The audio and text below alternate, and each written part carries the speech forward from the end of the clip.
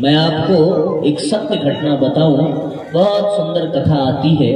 एक हमारे संत हुए, संत माधव दास, उनका एक नियम हुआ करता था कि वो प्रतिदिन भिक्षा लेने के लिए किसी न किसी घर में जाया करते थे। माधव दास के बारे में सुना है आप लोगों ने? किसी ने सुना है?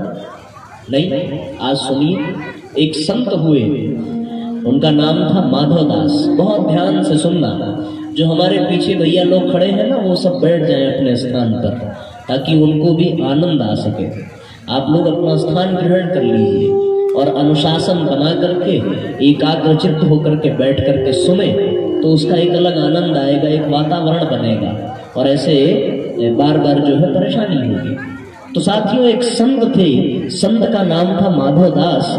माधव दास का एक नियम हुआ करता था कि वो प्रतिदिन भिक्षा मांगने जाया करते थे। और साथियों, उनका एक नियम ये था कि भिक्षा मांगने के लिए वो जिस गांव में जाते, उस गांव में एक बुढ़िया का घर था। वो बुढ़िया बड़ी क्रोधी स्वभाव की थी, उसको बहुत क्रोध आता था, बहुत हमेशा चिड़चिड़ापन उसके भीतर रहता था। अब वो संत माधव दास कहीं भी जाते तो उसके घर भिक्षा जरूर मांगते थे। उसके यहाँ उनका नियम था। और बुढ़िया का भी नियम था कि वो माधव दास को बिना गाली दिए छोड़ती नहीं थी, प्रतिदिन गाली देकर के विदा करती थी कि आ गया बाबा ढोंगी पाखंडी, जो उसके मन में आता था वो बोलती थी। किसी ने पूछा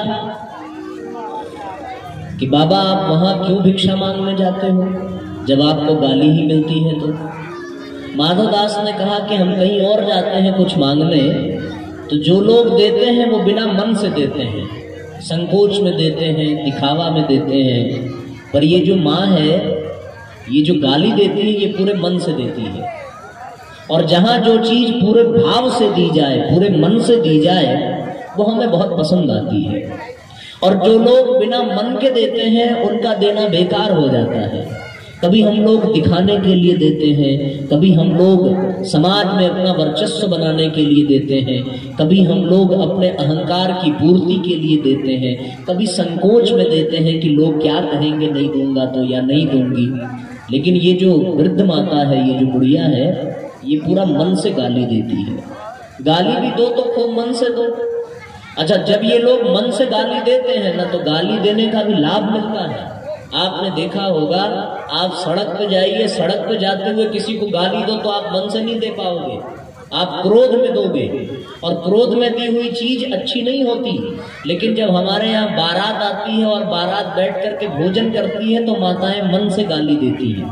होता है ना, उसमें गाली गाई जाती है ना, तो वहां पे आप मन से गालियां देते हो, तो बदले में फिर आपको गाली गाने का भी पैसा दिया जाता है। तो सोचो, मन से गाली देने का भी महत्व तो बहुत ज्यादा है। तो वो बुढ़िया मन से गाली देती थी संत माधव दास को। तो माधव दास को ये बड़ा अच्छा लगता था कि चलो ये तो दिया। और फिर शास्त्रों में भी कहा गया कि खोद खाद धरती सहे, काट कूट बन राय। क्या कहा? कि खोद खाद धरती सहे, काट कूट बन राय, कुटिल वचन साधु सहे, सबसे सहा न जाए। सब लोग नहीं सह सकते कुटिल वचन, सबके बस की बात नहीं है। पर माधव दास सहते थे, सुनते थे, आनंद लेते थे।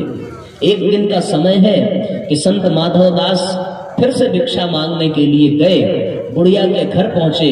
बुढ़िया कपड़े से पोता लगा रही थी। चूल्हे को पोंछते हैं ना गाँव में, तो कपड़े से वो पोछा लगा रही थी, पोता लगा रही थी। और इतने में माधव दास पहुंचे।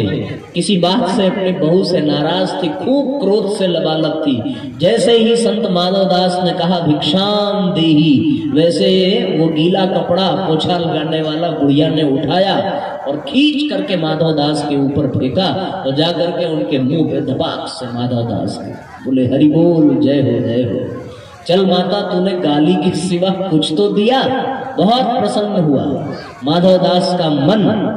और बुढ़िया एक कष्ट से बहुत दुखी थी कि उसके पास कोई पोता नहीं था, उसके बच्चे को बच्चा नहीं हो रहा था। तो माधव दास ने अपना मुंह पोंछते हुए और उस पोछे को हाथ में लिया और कहा कि संत माधव दास भी उत्तर इसी का देगा।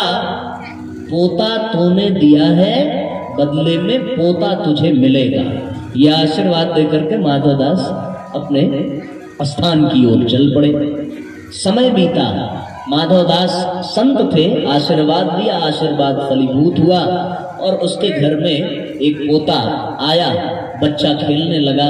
उस दिन बुढ़िया को एहसास हुआ कि मैंने क्रोध में संत माधवदास को ये कह दिया था, क्योंकि डॉक्टर ने कहा था कि तेरे घर में अब तो पुत्र आ नहीं सकता या बच्चे होंगे नहीं, पर माधवदास की कृपा से संतान की प्राप्ति हुई। तो वो बुढ़िया पछताने लगी कि पोता दियो न प्रेम सो ऋषवश दीन्हो मार, ऐसे पुण्य न सो सखी मोहे पोता खेलत द्वार। जो मैं ऐसे संत को देती प्रेम प्रसाद, तो घर में सुत उपजते जैसे ध्रुव प्रहलाद, जैसे ध्रुव प्रहलाद। क्रोध में मारा था, तब जाकर के पोता तो दरवाजे पे खेल रहा है, पर प्यार से दिया होता तो फिर क्या होता, ध्रुव प्रहलाद जैसे पुत्रों की प्राप्ति हुई होती। लेकिन अब विचार करो कि संत माधवदास ने उस पोते का किया क्या, उस पोछे का किया क्या। उसको ले गए गंगा घाट पर, खूब मलमल करके उसको साफ किया, रगड़ रगड़ करके साफ किया, एक एक गंदगी उसकी निकाली और उसके बाद उस कपड़े को फाड़ फाड़ करके उसके धागे बाहर निकाले, धागा बाहर निकाल करके उसकी बाती बनाई, बाती को घी में डुबाया और घी में डुबा करके उसको रोज शाम को उसी से मंदिर में आरती किया करते थे। तो अब वो जो धागा था, वो धागा गुनगुनाने लगा अपने सौभाग्य पर। वो ये कहता था कि जब तक संत माधवदास का सानिध्य नहीं मिला, तब तक मैं घर में चूल्हा पोंछने के काम में आता था, और आज जब संत का माधवदास का सानिध्य मिल गया तो मेरे धागे आज भगवान के मंदिर में प्रकाश फैलाने का काम करते हैं। साथियों, ये संत की ही कृपा से संभव हो गया। और फिर वो धागा गुनगुनाने लगा। क्या गुनगुनाता है? धन्य है सत्पुरुषों का संग, बदल देता जीवन का रंग। धन्य है सत्पुरुषों का संग, बदल देता जीवन का रंग, बदल देता जीवन का रंग, बदल देता जीवन का रंग, बदल देता जीवन का रंग। धन्य है सत्पुरुषों का संग, बदल देता जीवन का रंग। धन्य है सत्पुरुषों का संग, बदल देता जीवन का रंग। धन्य है सत्पुरुषों का संग, बदल देता जीवन का रंग। धन्य है सत्पुरुषों का संग,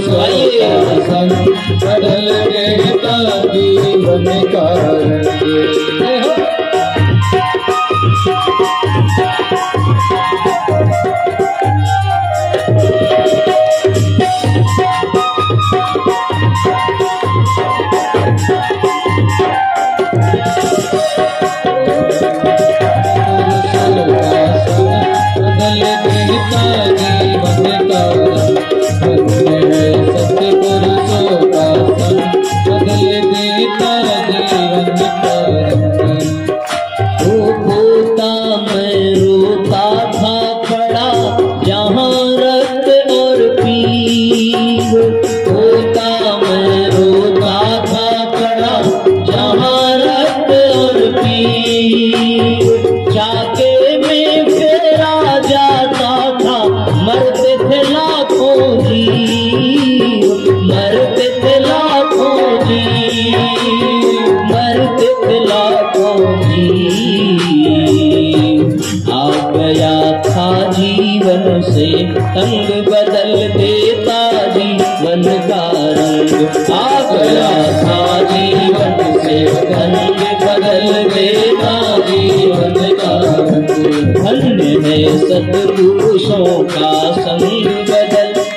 देता जीवन का रंग, धन्य है सत्पुरुषों का संग, बदल देता जीवन का रंग।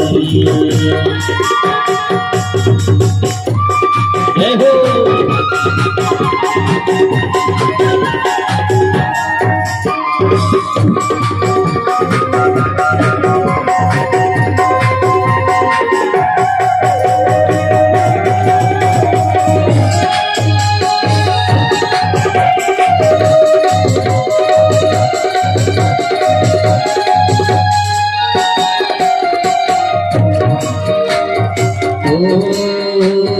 मिट्टी कंकड़ साफ किए फिर दीनाकृत में डाल, मिट्टी कंकड़ साफ किए फिर दीनाकृत में डाल।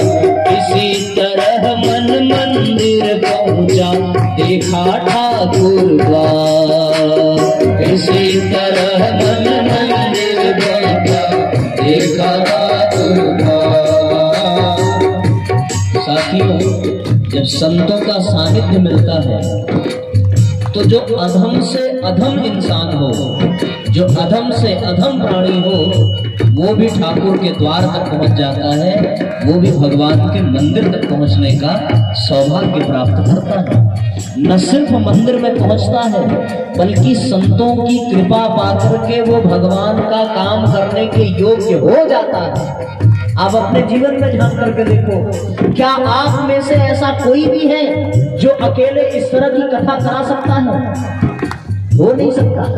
एक व्यक्ति में शायद ही इतनी सामर्थ्य हो, लेकिन जब परम पूज्य गुरुदेव का सानिध्य मिल जाता है, जब गुरु की शक्ति जीवन में काम करने लगती है, तो इस तरह के आध्यात्मिक प्रकल्प अपने आप होने लगते हैं, अपने आप कथाएं होने लगती हैं, अपने आप सत्संग होने लगता है और जीवन एक के कारण सबका धन्य बनता चला जाता है।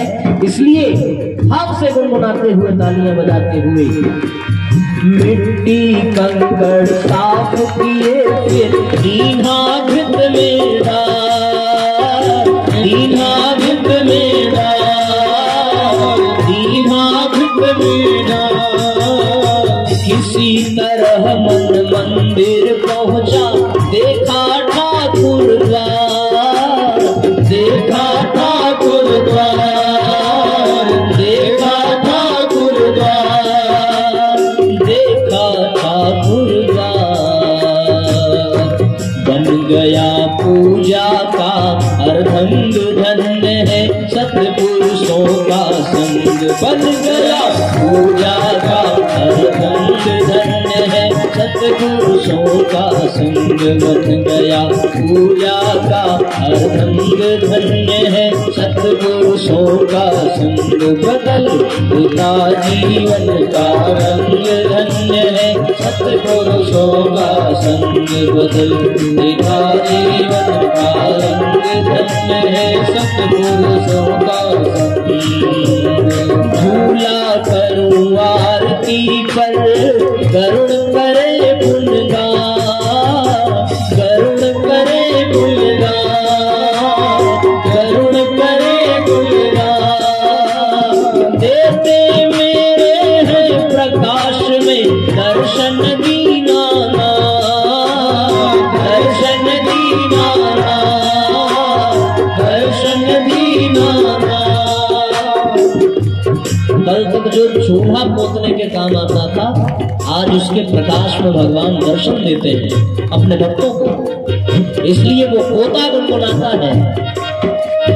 झूला करूं आरती पर करुण करे पुण्यगान, करुण करे पुण्यगान, करुण करे पुण्यगान। देते हैं मेरे प्रकाश में दर्शन दीनाना, दर्शन दीनाना, दर्शन दीनाना, दर्शन दीनाना। आशीषे अंधे और अपंग, धन्य है सत्पुरुषों का संग, आशीषे अंधे और अपंग, धन्य है सत्पुरुषों का संग, आशीष विषय अंधे और अपंग धन्य है, सत्पुरुषों का संग बदल देता जीवन का रंग। आइए सत्पुरुषों का बदल देता जीवन का रंग, बदल देता जीवन का रंग, बदल देता जीवन का रंग, बदल देता जीवन का रंग। सत्पुरुषों का संग बदल देता जीवन का रंग, सत्पुरुषों का संग बदल देता जीवन का रंग, सत्पुरुषों का संग बदल देता जीवन का रंग, बदल देता जीवन का रंग, बदल देता जीवन का रंग। ब्रज पुराण भगवान की। धन्य है सत्पुरुषों का संग, बदल देता जीवन का रंग। जीवन में जब सत्पुरुषों का सानिध्य मिल जाता है साथियों, तो हम लोगों का जीवन का रंग बदल जाता है। आप कहोगे साहब संतों का सानिध्य मिल जाता है तो अच्छी बात है, पर आज की कथा में कौन से संत का सानिध्य मिला है, ये प्रश्न मन में आ सकता है।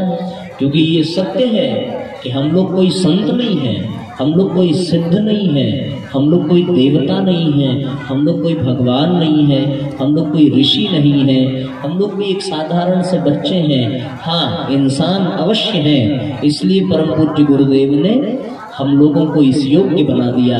तो यहाँ पे संतों के सानिध्य के रूप में स्वयं परम पूज्य गुरुदेव का सानिध्य मिला है, स्वयं ऋषि सत्ताओं का सानिध्य मिला है, स्वयं अष्टावक्र और महर्षि पिपलाद का सानिध्य मिला है, और उनका सानिध्य पा करके, उनका सहयोग पा करके हम सभी लोग आज ये सत्संग कर रहे हैं।